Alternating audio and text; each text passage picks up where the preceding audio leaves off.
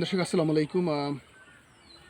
আমি যেখানে দাঁড়িয়ে আছি, আমার সামনে যেটা দেখতে পাচ্ছেন এগুলো মূলত স্বর্ণলতা। গ্রামগঞ্জেকে স্বর্ণলতা নামেও অনেকে চিনে থাকেন। এটা মূলত পরজীবী উদ্ভিদ, অন্য গাছকে আশ্রয় করে মূলত এটা বেঁচে থাকে। আর এর কোনো পাতা নেই। এর লতাই, কাণ্ড, মূল, শাখা সব কিছু। এর রয়েছে কয়েকটি ভেষজ গুণ।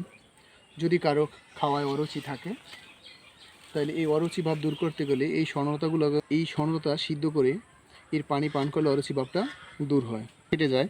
সেই ক্ষতস্থান সারার জন্য এটা বেটে সেটা যদি সেখানে প্রলেপ দেওয়া হয় তাহলে ক্ষতস্থান দ্রুত সেরে যায়।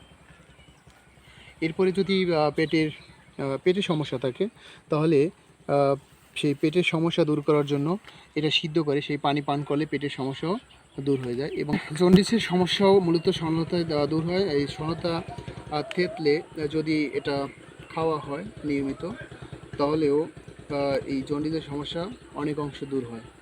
তাই স্বর্ণলতার এছাড়াও অনেকগুলো আরও ভেষজ গুণ রয়েছে।